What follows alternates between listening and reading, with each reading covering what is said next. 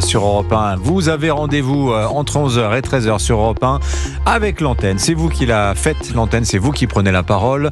À la barre, le capitaine Pascal Praud. Bonjour capitaine. Bonjour. Comment ça va ce matin ? Écoutez, ça va très bien, et il y a beaucoup de gens qui nous écoutent, je pense, et qui étaient nés le 2 avril 1974, Oui. et qui se souviennent précisément comment ils ont appris la mort de Georges Pompidou. Et peut-être se disent-ils, parce que c'était il y a pile 50 ans, combien tout ça a passé vite. 50 ans. C'est pas rien, 50 ans. Ah ben non. Je vois notre ami Olivier Delagarde, qui a mon âge, vous n'étiez pas né. Pas encore, non. Bon, Anissa non plus. Non plus, Bon. oui. Mais nous, qui étions des enfants, on se souvient très bien, d'autant qu'à l'époque, avec une télévision, et que c'était une information, nos premiers souvenirs, parfois, c'est la mort de De Gaulle, mais Pompidou, c'est encore plus présent. Donc, Oui. on se souvient très bien comment on l'a appris. Puis un président en exercice. Alors, il y a ça. Et la deuxième chose, c'est effectivement, on a le sentiment, toujours avec cette année 74, que c'est une forme d'âge d'or. Bon, fantasmé sans doute, parce que la maladie qu'il avait, aujourd'hui, on la soigne. Et à l'époque, il en est mort. La maladie de Waldenström. Je ne sais pas si je le prononce bien. Oui. Donc, et il évidemment, il la cache aux Français. oui, jusqu'au bout. il la cache en français. Mais évidemment que sur beaucoup de plans, c'est mieux maintenant.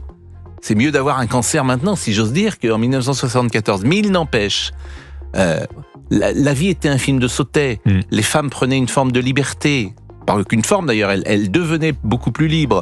On fumait dans les restaurants. C'était une république des ingénieurs, on savait y faire à l'époque. Hein. On roulait sans casque, je ne vous dis pas que tout ça est mieux. Oui, non, mais on ça, avait, si je voulais résumer, on a le sentiment, c'est des mots simples que je vais vous dire, que c'était précisément plus simple. Oui. Voilà, que la vie était plus simple. Vous avez la nostalgie, Pascal Praud. Mais tout le monde a toujours un peu la nostalgie, mais on a le sentiment que la vie était plus simple, moins normée, moins administrative, moins contrôlée, moins.